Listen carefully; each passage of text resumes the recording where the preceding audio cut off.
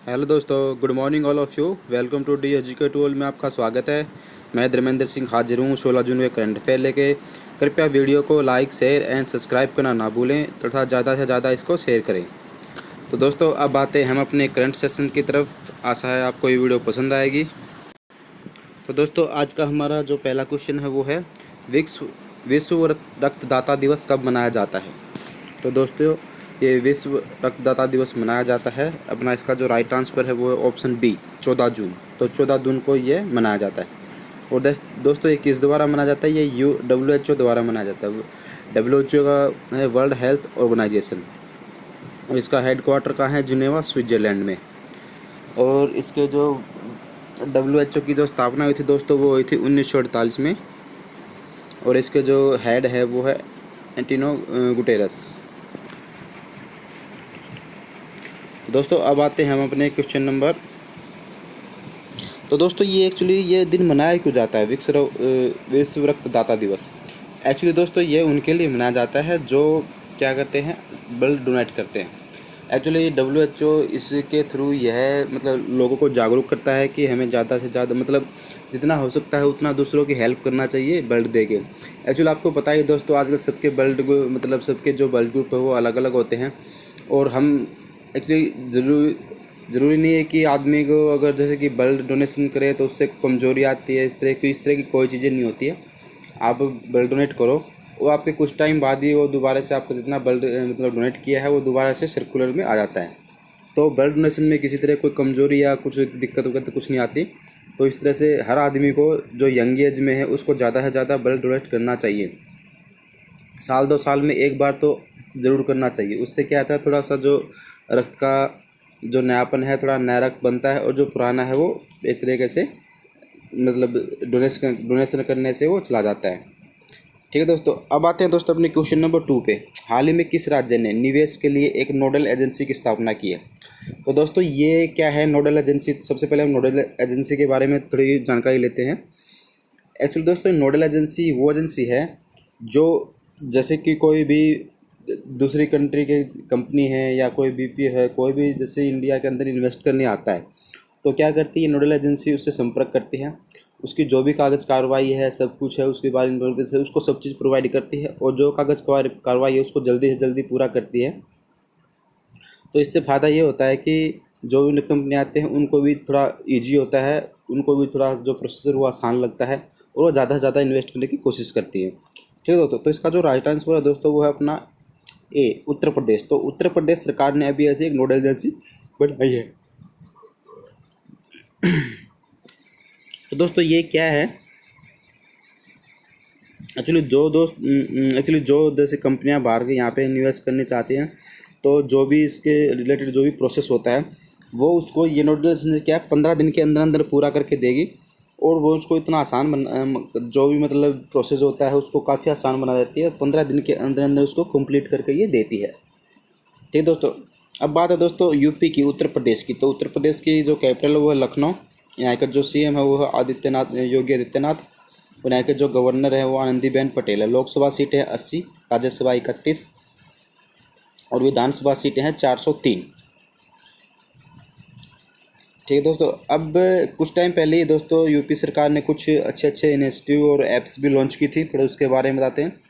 एक दोस्तों ये थी विद्या देवी योजना, और एक था जैसे हमारा विद्या देवी योजना में क्या था दोस्तों, इससे जो एजुकेशन से रिलेटेड स्टूडेंटों के लिए थी। और एक था वर्चुअल अदालत। तो ये क्या है दोस्तों, वर्चुअल अदालत लगाने वाला इंडिया का जो पहला स्टेट है वो है यूपी। तो इसमें क्या है दोस्तों, अभी आपको पता ही है जो कोरोना के चलते सब कुछ कोर्ट वोर्ट या सब चीज़ें टोटली जो मोस्टली संस्थान थे वो बंद थे। अब थोड़ा सा खुल गए हैं, पहले सारी चीज़ें बंद थी। तो इन्होंने क्या किया था कि जो भी केस की सुनवाई होती है वर्चुअल वीडियो कॉन्फ्रेंस के थ्रू हो सकती थी, और उन्होंने ऐसा किया भी था। ठीक है दोस्तों, अब इन्होंने एक क्या है आयुष कवच भी लॉन्च किया था, और एक आरोग्य सेतु ऐप्स अनिवार्य कर दी थी। एक्चुअली जो जो एरिया इनके रेड अलर्ट पे थे उनमें जो आरोग्य सेतु ऐप्स है वो जो उनके जो एरिया में रहते हैं व्यक्ति, उनके मोबाइल के अंदर इसके अनिवार्य कर दिया था कि हर व्यक्ति के मोबाइल में ये ऐप्स होगी। और प्रवासी राहत मित्र ऐप्स थी। इसमें क्या था कि जो भी बाहर से हैं जो प्रवासी व्यक्ति हैं जो यहाँ पे काम करते हैं या जॉब करते हैं, जो भी करते हैं, तो उनको उनको रोज़गार प्रोवाइड करना था, उनको खाने पीने की जो सारी सुविधाएं प्रोवाइड करना, वो भी इस ऐप्स के थ्रू उन्होंने किया था। और अभी क्या था दोस्तों, अभी जो लेटेस्ट इन्होंने जो किया था वो था क्या, 800 किलोमीटर के जो रोड था उसके चारों तरफ हर्बल जो पेड़ थे वो लगाने का अभी इन्होंने एक अच्छी सी योजना भी मतलब अभी इन्होंने लागू की है। क्या है कि 800 किलोमीटर के चारों तरफ, जैसे अब तो क्या करते हैं दोस्तों, ये अलग अलग जैसे कि नीम लगा दिया, शीशम लगा दिया, ऐसे पेड़ लगाते हैं। बट अब क्या थे, वो हर्बल पौधे लगाए जाए। हर्बल का मतलब क्या होता है, ऐसे पौधे जिससे कि हमें औषधि में यूज होते हैं या किसी बीमारी में यूज होते हैं। इस तरह के जैसे तुलसी हो गया, एलोवेरा हो गया, सिकाकाई हो गया और अश्वगंधा, मतलब इस तरह की कई जो पौधे हैं जो जड़ी बूटियों में यूज होते हैं, इस तरह के पौधे मतलब हर्बल पौधे चारों तरफ दोनों तरफ लगाने की अभी इन्होंने एक स्कीम भी लॉन्च की थी। ठीक है दोस्तों।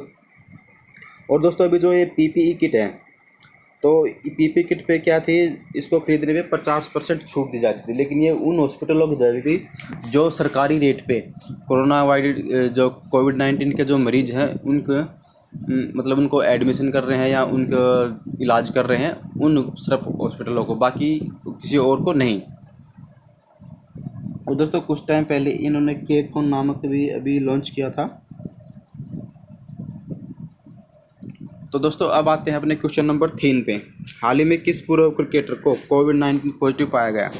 तो दोस्तों ये एक क्रिकेटर थे, इनको क्या है अभी कोरोना पॉजिटिव हो गया है। अभी इनकी जो रिपोर्ट आई है वो पॉजिटिव आई है। तो दोस्तों इसका जो राइट आंसर है वो है अपना ऑप्शन बी, शाहिद अफरीदी।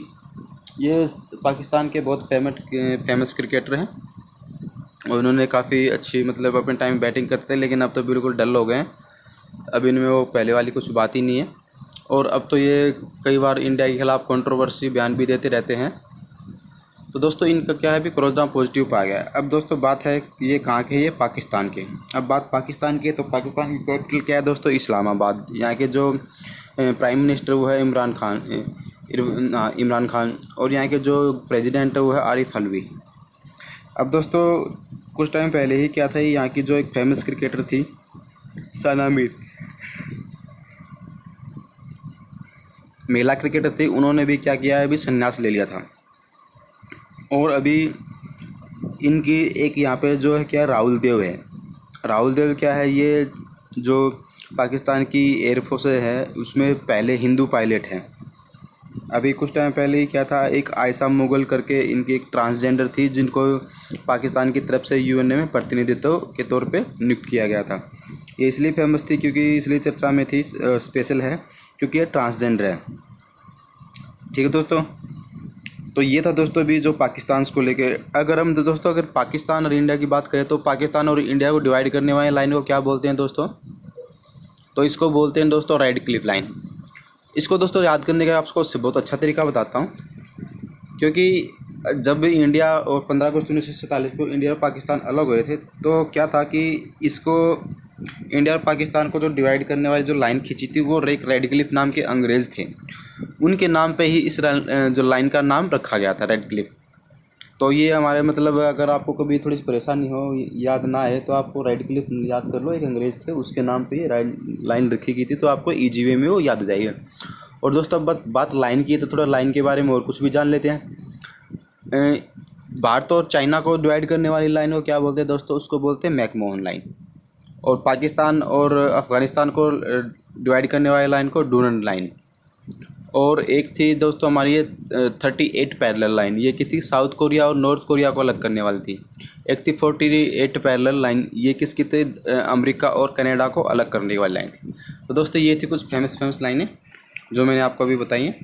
अब आते हैं दोस्तों अपने क्वेश्चन नंबर 4 पे।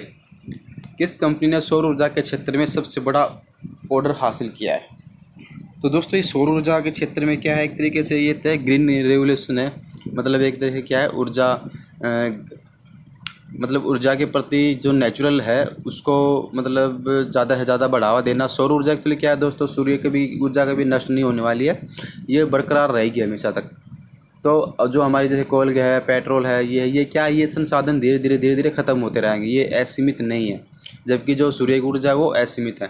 तो इसके भी इसमें सबसे बड़ा जो ऑर्डर हासिल किया है वो, उसका जो राइट आंसर है दोस्तों वो है option C, Adani Adani Green Energy Limited. तो दोस्तों ये अडानी जो ग्रुप है इसकी ये कंपनी है, ठीक है दोस्तों। और ये जो टोटल जो टर्न इसका जो टेंडर है दोस्तों वो है 45,000 करोड़ का, ये जो टोटल प्रोजेक्ट है इसका भी इनको ऑर्डर मिला है। अब दोस्तों बात अडानी ग्रुप की है, तो थोड़ा हम अडानी के बारे में जान लेते हैं। इसका जो फॉर्मेशन होता था वो 2012 में होता था इस कंपनी का, और इसका जो फाउंडर है वो है गौतम अडानी। इसका हेडक्वार्टर है अहमदाबाद में। और ये क्या है, ये जो कंपनी ये रिन्यूएबल सोर्स पे काम करती है, ठीक है दोस्तों। तो अब आते हैं दोस्तों अपने क्वेश्चन नंबर 5 पे। हाल ही में स्वास्थ्य सेवा श्रृंखला पोर्टल आरोग्य पथ किसने लॉन्च किया है? तो दोस्तों ये आरोग्य पथ जो पोर्टल है ये किसने लॉन्च किया है? तो दोस्तों इसका जो राइट आंसर है वो है CSIR। तो CSIR ने भी इसको लॉन्च किया है, आरोग्य पथ। और दोस्तों ये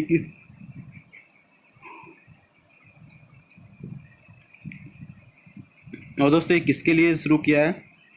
एक्चुअली ये किया गया है, अब जो कोरोना है, कोरोना के टाइम पे क्या है कि लोगों को दवा और इक्विपमेंट और उससे ज़रूरी सभी चीज़ें समय पर प्रोवाइड करें, डिलीवरी देने के लिए इसका आरोग्य पथ का मतलब योजना है उसका शुभारंभ किया गया है, ठीक है दोस्तों। अब दोस्तों CSIR है, तो CSIR की फुल फॉर्म बनती है काउंसिल ऑफ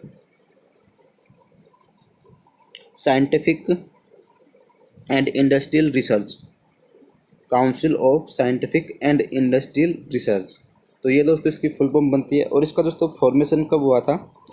26 सितंबर 1942 को इसका फॉर्मेशन हुआ था।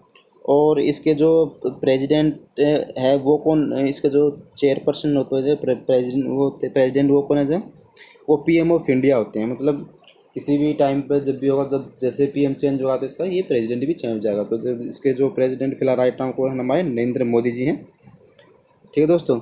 और यहाँ का जो डायरेक्टर जनरल है वो है शेखर सी मांडे। और इसका हेडक्वार्टर कहाँ है दोस्तों? न्यू दिल्ली के अंदर। अब आते हैं दोस्तों अपने क्वेश्चन नंबर 6 पे। तो अपना जो क्वेश्चन नंबर 6 है दोस्तों वो है, किस संधि के आधार पर नेपाली संसद के निचले सदन ने भारत के हिस्से को नए मैप पर दिखाने का संविधान संशोधन प्रस्ताव पास किया है? तो दोस्तों अभी हुआ क्या है कि आपको तो पता ही है कि काफ़ी टाइम से नेपाल और इंडिया के जो रिश्ते हैं वो धीरे धीरे खटाई में पड़ते जा रहे हैं, मतलब खट्टे होते जा रहे हैं।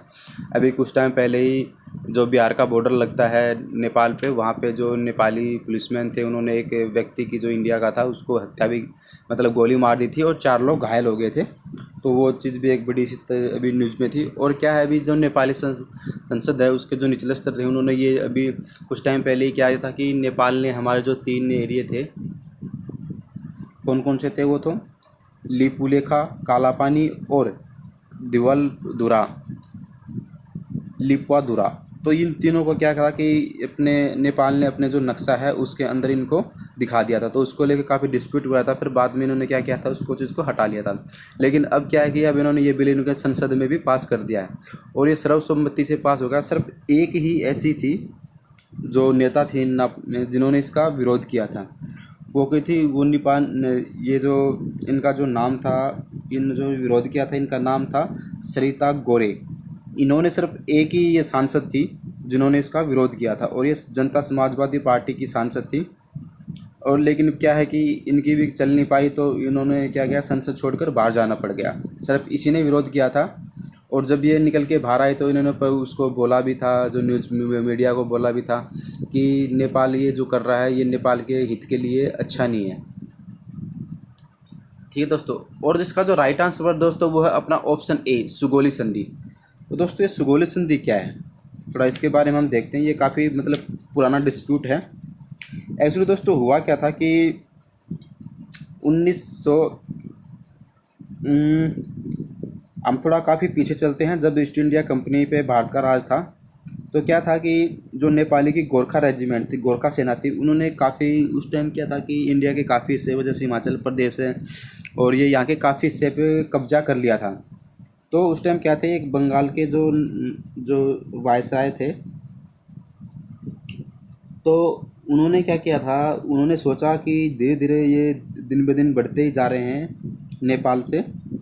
तो उस टाइम नेपाल पे क्या है दोस्तों, राजाशाही था। और ये जो युद्ध हुआ था इसको बोलते हैं सुगोली संधि के। और जो युद्ध हुआ था इसको जो बोलते हैं दोस्तों, वो बोलते हैं एंग्लो नेपाल वॉर। और ये हुआ था 1814 से 1816 तक। ये युद्ध 2 साल चला था। ये तो इतना लंबा खिंच गया था कि इसी को देखते हुए इन दोनों ने क्या किया था, अपनी संधि कर ली थी। और जब ये संधि हुई थी, जिस स्थान पर संधि हुई थी वो एक सुगोली गांव था। तो उसी के नाम पर इस संधि को सुगोली संधि दे दिया गया। तो उसमें क्या डिस्प्यूट हुआ था कि जो ये 3 एरिए थे ये इंडिया के कब्जे में आ गए थे। ईस्ट इंडिया कंपनी ने इसको कब्जा लिया था। तो इन संधि के अकॉर्डिंग ये मिले थे। अब क्या है कि जैसे जैसे इंडिया आज़ाद होता गया था कि ये एरिए भी क्या थे, फिर इंडिया का ही पार्ट बन गए थे। अब दोस्तों ये इसका थोड़े बारे में आपको थोड़ा और डिटेल से बताता हूँ। एक्चुअली हुआ क्या था कि जिस टाइम ईस्ट इंडिया कंपनी उस टाइम क्या था कि एंगस्टीन करके एक जनरल थे वेस्ट बंगाल में। उस टाइम क्या थी, सिर्फ 3 रियासतें थी। एक राजपूत रियासत थी जो बिल्कुल इंडिया के सेंटर में थी। एक ऊपर सिख रियासतें थी। तो क्या था कि धीरे धीरे जो ईस्ट इंडिया कंपनी में राजपूत रियासत तो धीरे धीरे इंडिया के अंदर जो है उसके अंदर इंक्लूड हो रही थी धीरे धीरे। बट जो सिख रेजिमेंट था वो क्या था, जो सिख समुदाय था वो बिल्कुल भी टस से मस नहीं हो रहा था। वो बिल्कुल मतलब युद्ध करने के लिए तैयार था। और एक तरफ फिर नेपाल की थी, मतलब धीरे धीरे बढ़ रही थी। तो इन्होंने क्या किया, इन्होंने सोचा कि चलो नेपाल पे युद्ध करते हैं और उनका कुछ हिस्सा हड़प लेते हैं। एक्चुअली इनकी नीति क्या थी कि ये तिब्बत और चाइना यहाँ पे क्या ट्रेड करना चाह रहे थे। तो तिब्बत से जाने के लिए क्या है, नेपाल को क्रॉस करना पड़ता। जब इन्होंने नेपाल को बोला कि आप हमें रास्ता दे दीजिए कि हमें आपके जो तिब्बत है वहाँ पे ट्रेड करना है, बट नेपाल ने साफ मना कर दिया कि हमारी ज़मीन पे कोई पैर नहीं रखेगा। तो उसी को लेके मतलब ये युद्ध हुआ था। ठीक है दोस्तों, आई होप आपको ये थोड़ा सा अच्छे से समझ में आ गया होगा तथा। और ये जो युद्ध हुआ था ये दिसंबर 1815 को, मतलब इसका जो साइंटिफिक है वो इस पे जो संधि है उस पे साइन किए गए थे। ठीक है दोस्तों, आई होप आपको ये समझ में आ गया होगा। अभी देखो इन फ्यूचर में नेपाल और इंडिया के रिलेशनशिप कहाँ तक पहुँचते हैं। लेकिन अब धीरे धीरे जैसे लग रहा है उस हिसाब से लग रहा है कि इनके रिलेशन है वो कटाई में पड़ जाएंगे, मतलब धीरे धीरे बिगड़ते ही जा रहे हैं। और इसके पीछे पूरा पूरा हाथ चाइना का है। ठीक है दोस्तों, अब आते हैं दोस्तों क्वेश्चन नंबर 7 पे। वनों की कटाई अमेजन वर्षा वन में 5 साल में रिकॉर्डतम उच्च स्तर पर पहुंच गई है। इसमें निम्नलिखित में से कौन सा हिस्सा नहीं है। तो दोस्तों जो अमेजन वन है वो दुनिया का सबसे बड़ा एरिया है। एक्चुअली जो अपनी ऑक्सीजन होती है ऑल इन पूरे जो वर्ल्ड में जो ऑक्सीजन है उसका 21% करीबन हिस्सा अमेजन के जो जंगल हैं फॉरेस्ट उन्हीं से आता है।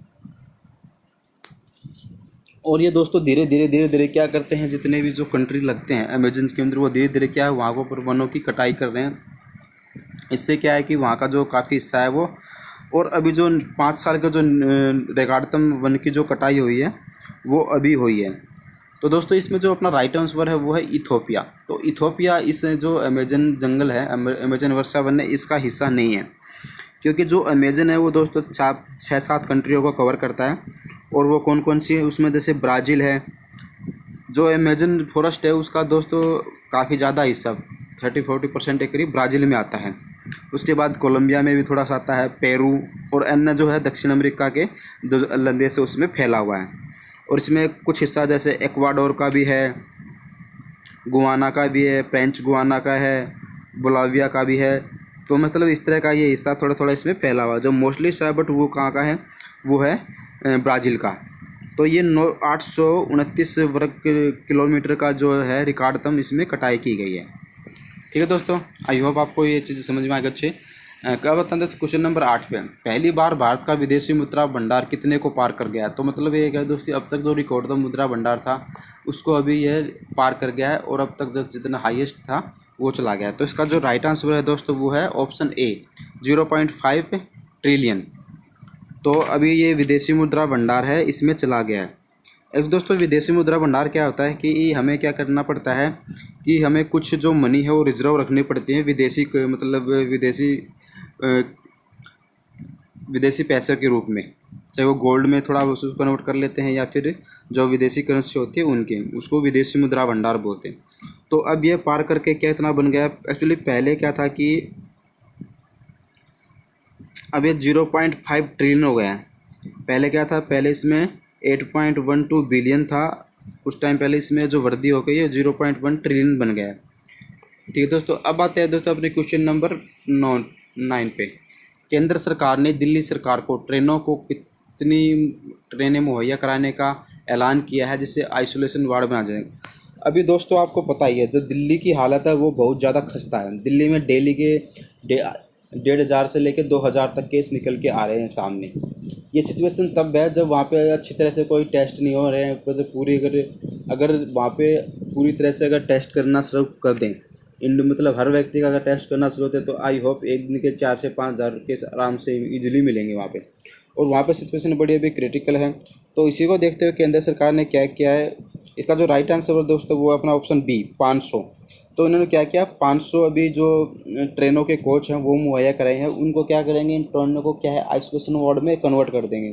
उन पर जो कोविड-19 के मरीज़ हैं उनको रखा जाएगा, उनको ठीक किया जाएगा, सब कुछ उनका वहीं पे होगा। अब दोस्तों कुछ टाइम में अभी दिल्ली सरकार ने एक चीज़ और की थी। अभी दिल्ली सरकार ने क्या किया था, कोरोना के जो बढ़ते मरीज जो उसको देखते हुए क्या है कि जो मल्टी स्पेशलिस्ट जो नर्सिंग होम है उनको क्या है कोविड-19 नर्सिंग होम में कन्वर्ट कर दिया है। लेकिन उसमें को कुछ डिपार्टमेंट भी छोड़ दिए, जैसे कि आँख है, नाक है, गला है और हड्डी विशेषज्ञ है। ठीक है, तो और ये थर्मा थियोग्राफिस्ट है, और ये मतलब जो प्रजनन के है, डायलिसिस है, मतलब इस तरह के जो काफ़ी जो डिपार्टमेंट है वो उन्होंने छोड़ दिए हैं। जो बाकी चीज़ें हैं उसको क्या है कोविड-19 नर्सिंग होम में कन्वर्ट कर दिया है। और ये इसलिए किया गया है क्योंकि दिन ब दिन केस इतने बढ़ते जा रहे हैं। और यहाँ के क्योंकि यार दोस्तों दिल्ली में जगह कम है और यहाँ की जो पॉपुलेशन है वो काफ़ी ज़्यादा है। अब तो धीरे धीरे दिल्ली के हालात दिन ब दिन बड़े बदतर होते जा रहे हैं। अब होप देखो दिल्ली में क्या होता है। अभी रुकने का तो अंदाज मिले, क्योंकि इसमें केजरीवाल का भी बहुत बड़ा रोल है। केजरीवाल आई होप ये दिल्ली को धीरे धीरे शमशान घाट में कन्वर्ट कर देगा, क्योंकि इसने सारी चीज़ें खोल दी हैं। और कोरोना में तो सबसे जो बेस्ट चीज़ें होती हैं उसको रोकने के लिए सिर्फ 2 चीज़ें होती हैं, सोशल डिस्टेंसिंग और मास्किंग। मास्किंग तो लोग पहन रहे हैं पर सोशल डिस्टेंसिंग तो की धज्जियां उड़ी हुई हैं। आप डीटीसी बसों में देख लीजिए, एक बस में 50-50 लोग भरे पड़े हैं। सब्जी मंडी में देख लीजिए ऐसे भीड़ लगी हुई है जैसे पता नहीं कोई फ्री का चीज़ें बट रही हों। मतलब कहीं भी सोशल डिस्टेंसिंग का तो नाम ही नहीं है, चाहे वो ठेके की लाइन हो या कुछ और हो। मतलब बड़ा बुरा हाल है। अब आते हैं दोस्तों अपने क्वेश्चन नंबर 10 पे। हाल ही में किस देश ने यूरोपियन यूनियन के साथ समझौते पर हस्ताक्षर कर दिए?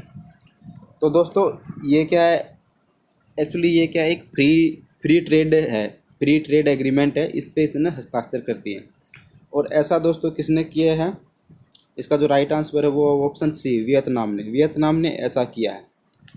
अब दोस्तों उसका मैं थोड़ा सा इसका आपको डिटेल में बताता हूँ। एक्चुअली है क्या कि वियतनाम ने एक्चुअली जो दोस्तों ये फ्री ट्रेड एग्रीमेंट इसमें ये होता है कि कोई भी कंट्री किसी दूसरी कंट्री के यहाँ पे जो भी अपना माल बेचेगा उस पर कोई भी टैक्स इत्यादि नहीं लगेगा। मतलब वो एक्सपोर्ट इंपोर्ट कितना भी कर सकता है, कोई इस पर पाबंदी नहीं है किस तरह की कोई भी। तो ये अभी क्या किया दोस्तों वियतनाम ने किया है। ये यूरोपियन यूनियन, इस यूरोपियन यूनियन में क्या है दोस्तों, ये टोटल जो यूरोप की कंट्री हैं सारी वो हैं, जो टॉप डेवलप्ड कंट्री हैं वो इसमें इन्वॉल्व है यूरोपियन यूनियन के अंदर। अब यूरोपियन यूनियन इसके साथ समझौता किया है। तो दोस्तों इसमें होता क्या है, थोड़ा सा हम आपको डिटेल में बताते हैं, थोड़ा सा हम अपने पीछे चलते हैं। जब ईस्ट इंडिया कंपनी भारत आई थी तो क्या करती थी ईस्ट इंडिया कंपनी, क्या करती थी जो भी यहाँ का जो कच्चा माल था जैसे कपास हो गई या फिर नील की खेती होगी, उस माल को ले जाके क्या करते थे अपने ब्रिटेन में जाते थे। वहाँ पे जो कंपनियाँ थी वो क्या करती थी मशीनों के थ्रू कपड़ा बन के वापस इंडिया के अंदर आता था। तो क्या होता था उस टाइम क्या है, इंडिया कोई भी किसी तरह का कोई टैक्स वैक्स नहीं था उनके ऊपर, फ्री ट्रेड था। अगर इंडिया भी चाहता तो इंडिया भी अपने कपड़े ब्रिटेन में जाकर बेच सकता था, ठीक है।